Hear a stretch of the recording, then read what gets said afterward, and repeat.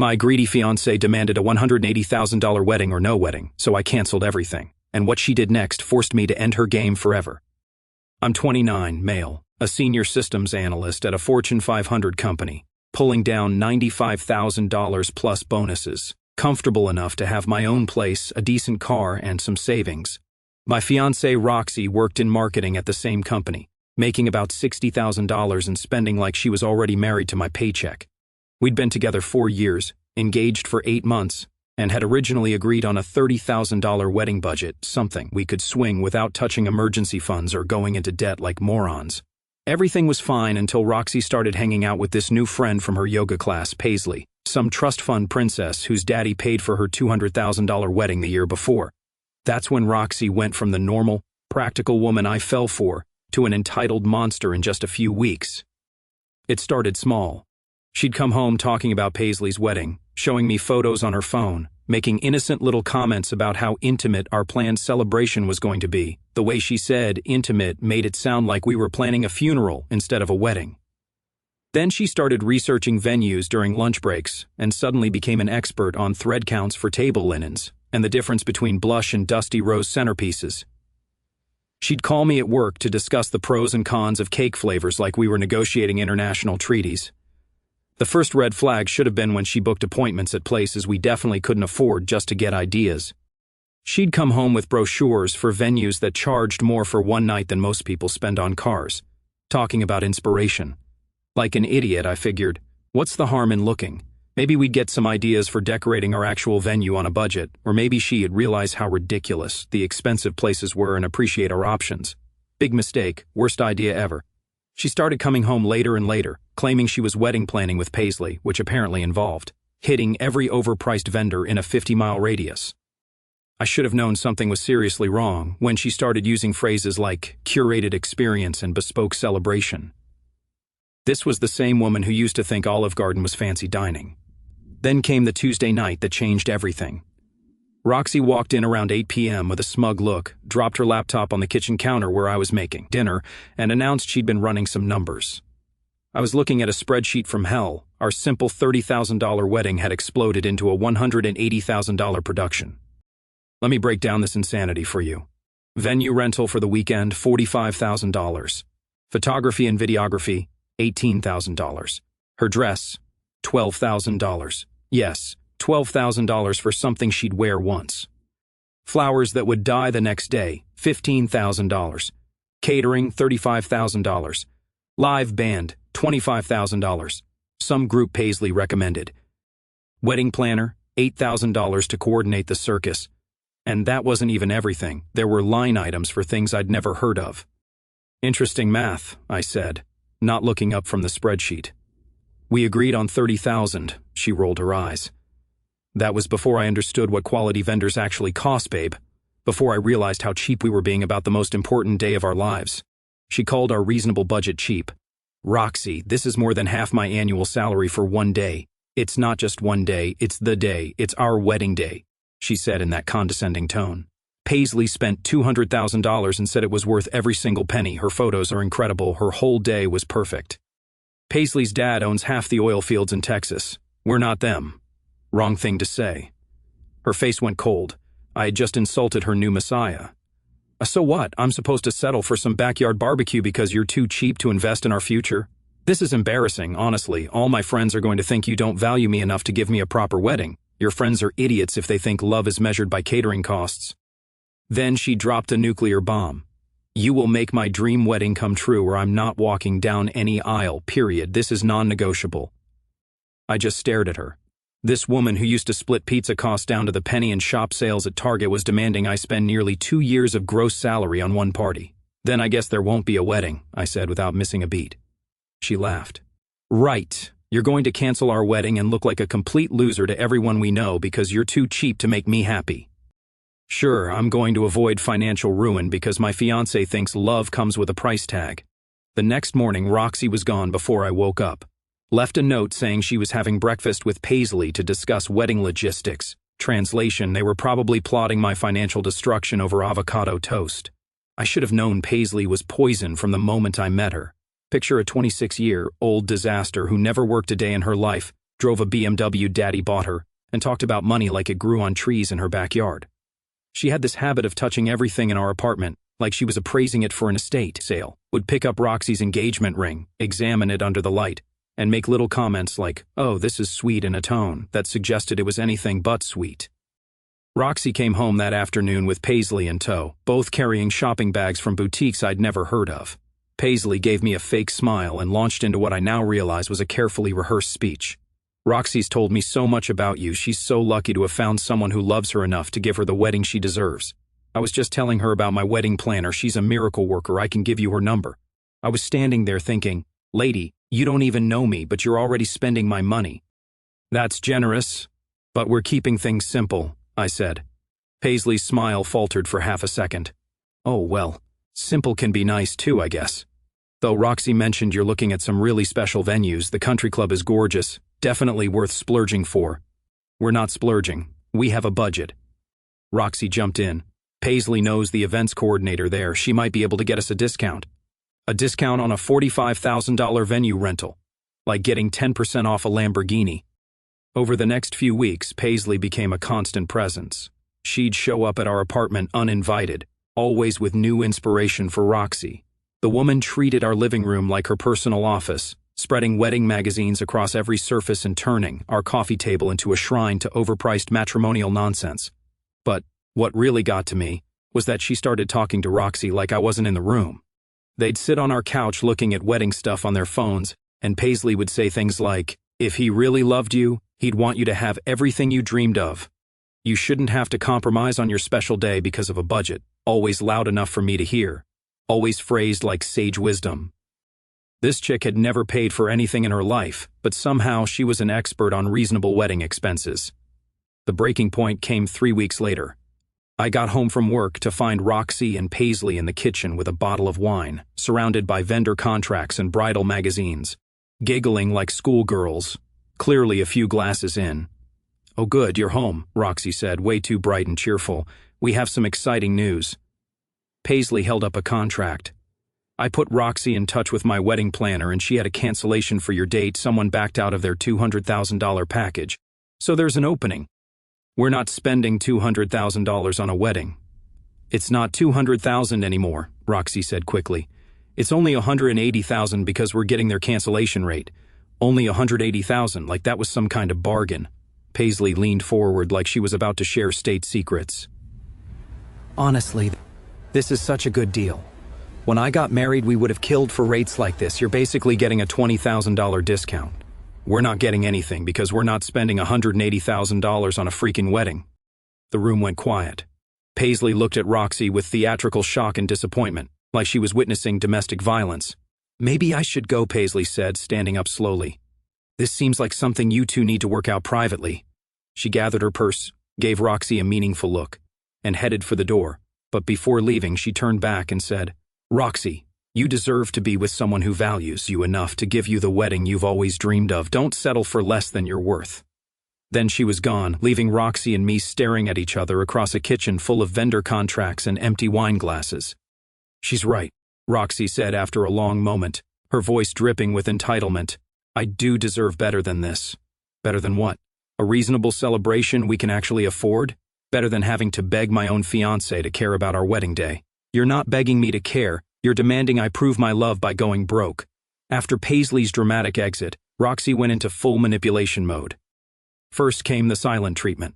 3 days of her moving around the apartment like I was invisible, sighing dramatically every time she looked at her phone or opened her laptop. She'd leave wedding magazines open to pages featuring $15,000 photography packages and $8,000 flower arrangements in places where I'd be sure to see them. She even started playing wedding-related YouTube videos at high volume while I was trying to work from home. I just kept doing my thing, completely unbothered, made my coffee, watched my shows, went about my business like nothing was happening. Two can play the ignore game, and I'd had more practice. Then she moved on to guilt trips. I showed Paisley the photos from her cousin's wedding yesterday. She'd say while I was trying to watch TV, "The venue was so beautiful. Her cousin spent $150,000 and said it was the best money she ever spent."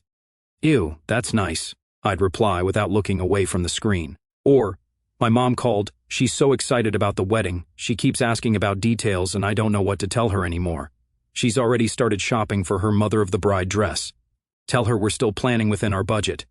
Each guilt trip was meant to make me feel like I was disappointing not just Roxy but her entire family and social circle. When that didn't work, she tried the public pressure campaign. She started posting more frequently on Instagram, pictures of wedding dresses with captions like "Can't wait to find the dress," photos of fancy venues with trying to narrow down our options.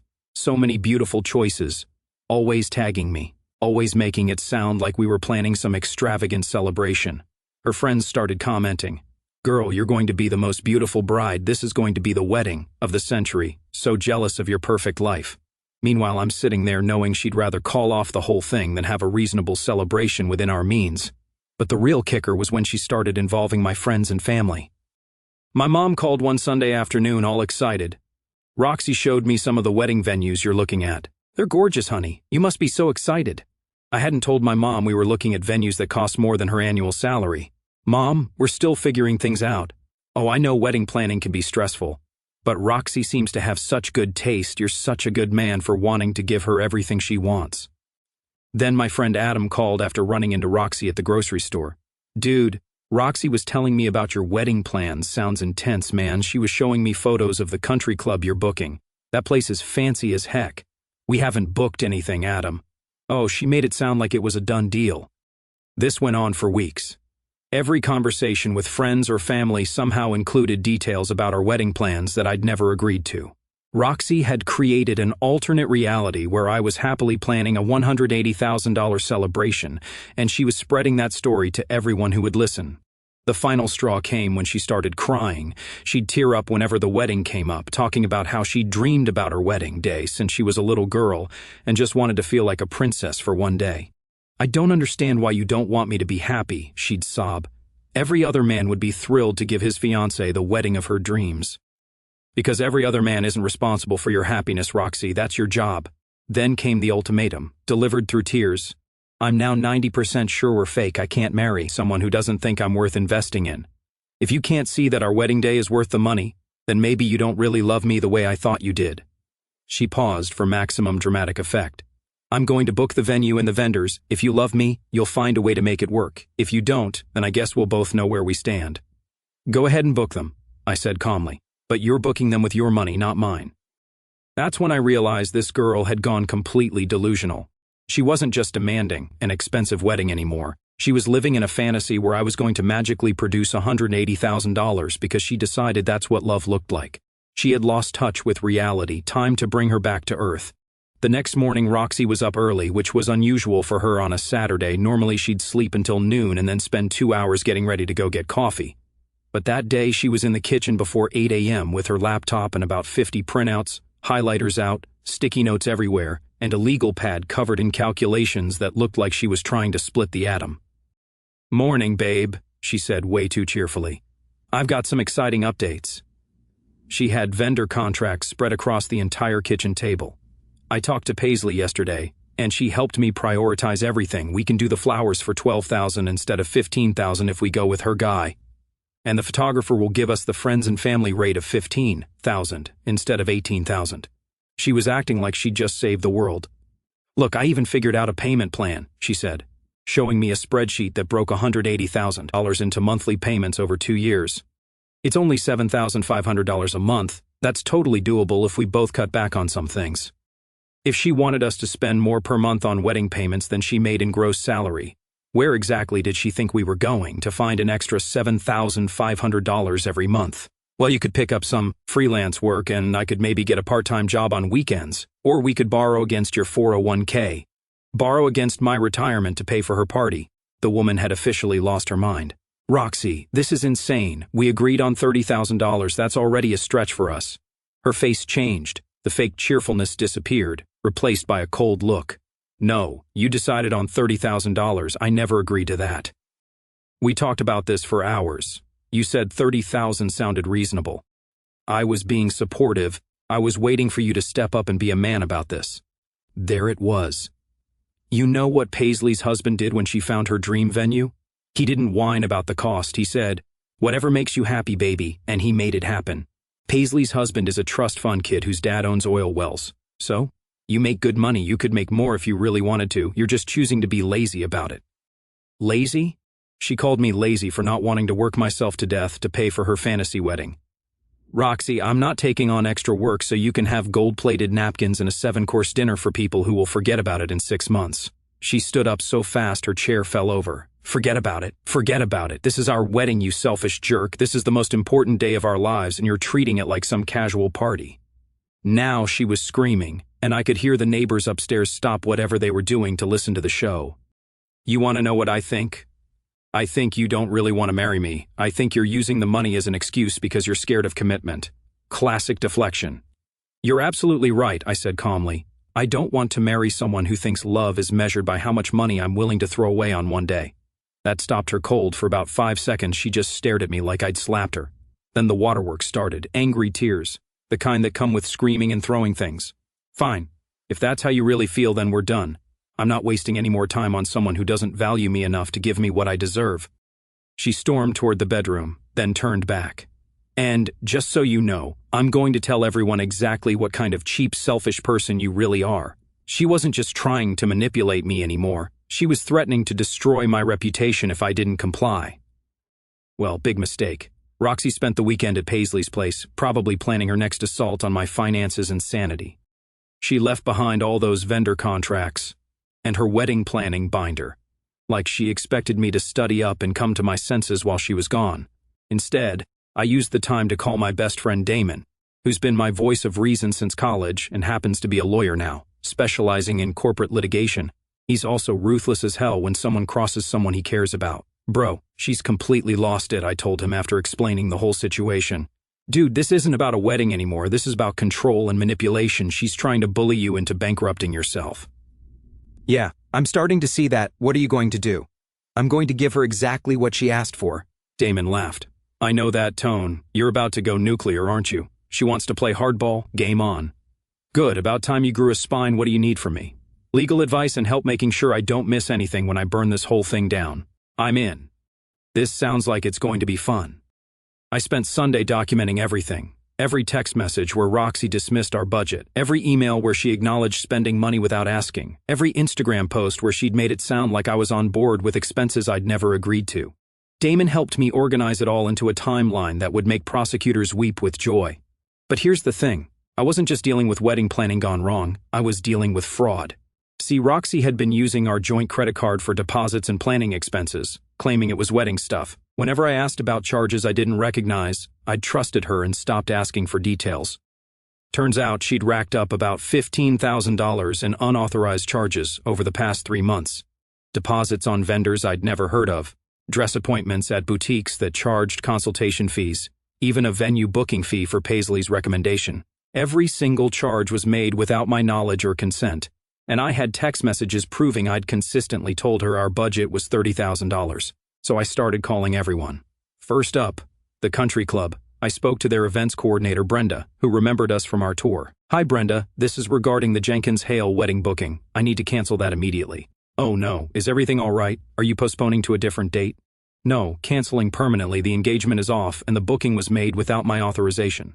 Got the full $5,000 deposit back since Roxy had apparently put it down without telling me. Then I went down the list. The photographer who charged more per hour than I make in a day. The florist who acted like roses were made of platinum. The caterer who wanted to charge for a 7-course meal that would have impressed Gordon Ramsay. Every cancellation felt good as hell. But the real kicker was what I found when I dug deeper into the credit card statements.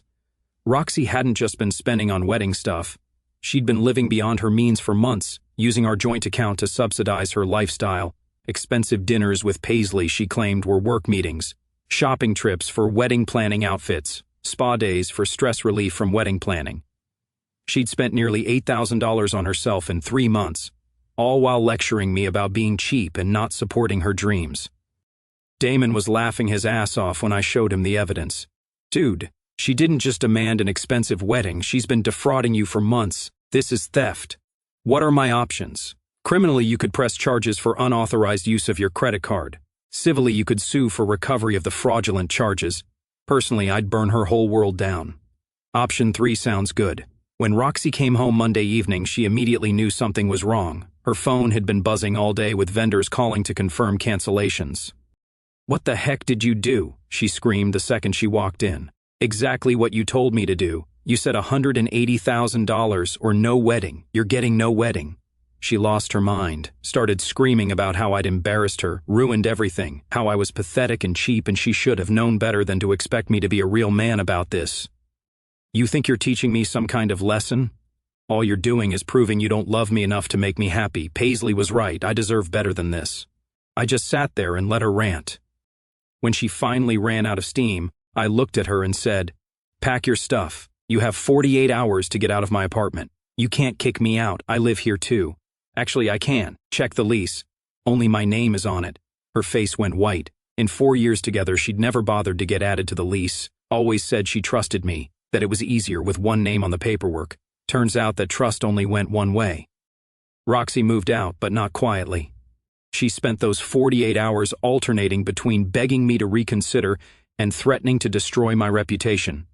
Paisley showed up the second day to help her pack, which mostly involved the two of them sitting on my couch talking trash about me loud enough for me to hear in the next room. "He's showing his true colors now," Paisley kept saying. "You're so much better off without him. My dad always said you can tell a man's character by how he treats money, and cheap men stay cheap." "I can't believe I wasted 4 years on someone so selfish," Roxy replied. "All my friends are going to ask what happened. This is so embarrassing. They were putting on a show, hoping I'd cave and come crawling back with an apology and a checkbook. Instead, I stayed in my room working on my laptop and documenting every threat and insult for Damon." After she left, Roxy launched a full-scale character assassination campaign. She told everyone who would listen that I was a cheap, controlling jerk who'd broken her heart because I was too selfish to give her a proper wedding. Most people saw right through her nonsense, but a few believed her sob story, including some people at work, which is where things got really interesting. Remember how Roxy and I worked at the same company? She was in marketing, I was in IT, but word travels fast in corporate environments. Within a week, I was getting sympathetic looks from colleagues who'd heard her version of events. Then I found out she'd been doing more than just spreading gossip. There was a senior analyst position opening up in the financial systems department, a $20,000 raise and a clear path to management. I'd been planning to apply but hadn't mentioned it to Roxy yet. 2 weeks after she moved out, my boss, Bruce, pulled me aside for what I thought was going to be a routine check-in. Hey, I need to ask you something kind of awkward," he said, looking uncomfortable. "HR got some concerns raised about your emotional stability after your breakup. Someone suggested you might not be ready for increased responsibilities right now." My blood turned to ice. "Someone, I can't say who, but they mentioned you've been having personal issues that might affect your judgment, especially with access to sensitive financial data." Roxy, she was actively trying to sabotage my career to get back at me for refusing to bankrupt myself for her wedding. "Bruce, whoever told you that is lying. My personal life has never interfered with my work. I know, and I told them that. But I had to give you a heads up that someone's spreading poison." That evening, I called Damon and told him about Roxy's latest move. He was quiet for a long moment, then said, "Dude, she just made the biggest mistake of her life. She's not just being vindictive anymore. She's actively trying to damage your career. That's tortious interference. And in some cases, it could be considered harassment. But more importantly, it means she's escalated this to warfare." "Good. I'm tired of playing defense. What do you want to do?" "I want to destroy her." That's when Damon told me about something that would make Roxy's wedding budget look like pocket change, the cost of her career. See, I'd been thinking about Roxy's travel expenses for work, marketing conferences, client meetings, the occasional overnight trip, standard stuff.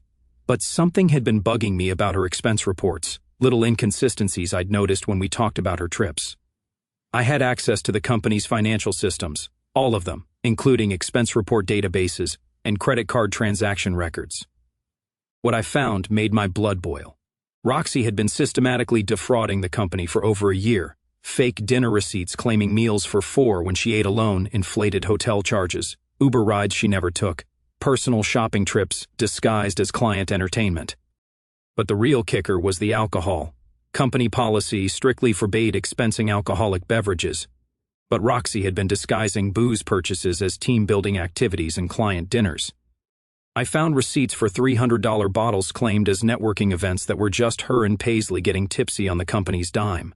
Total damage about $12,000 over 18 months. Damon looked at the evidence and whistled.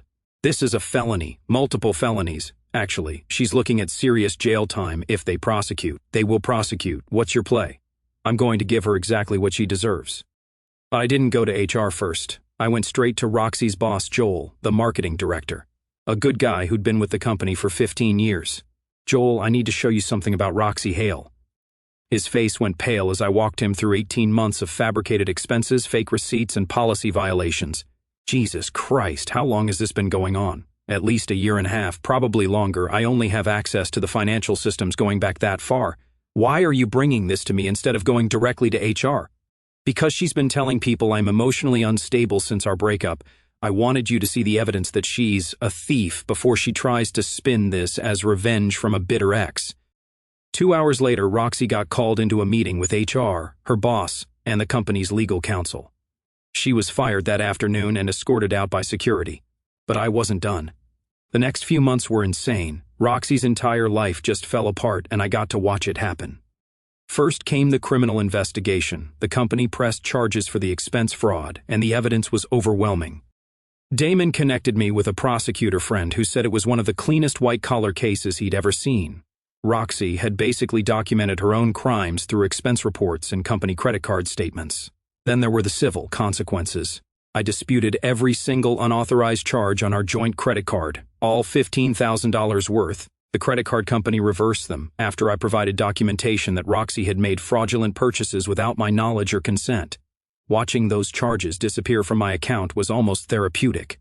Suddenly, Roxy owed $15,000 to various wedding vendors with no income and no way to pay them. The vendors started filing liens and judgments when she couldn't make payments. But the real satisfaction came from watching her social media presence crumble. Remember how she'd been posting about her perfect life and tagging me in posts about our supposed wedding plans? All of that disappeared overnight, replaced by vague posts about new chapters and learning who your real friends are. Paisley, her toxic enabler, vanished the moment Roxy couldn't afford expensive brunches and shopping trips. Turns out their friendship was entirely based on spending money Roxy didn't have. 6 months after she moved out, I got the promotion she tried to sabotage. Turns out reporting her fraud made me look like exactly the kind of ethical, detail-oriented person they wanted in a senior position. $115,000 salary plus bonuses plus the respect of colleagues, who saw how professionally I'd handled the whole situation. Meanwhile, Roxy couldn't get another marketing job because word had gotten around about the expense fraud.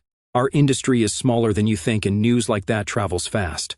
Last I heard through mutual friends, she was working retail at the mall and living with her parents. I started dating again about 8 months after Roxy moved out. Met Julia through a friend at work.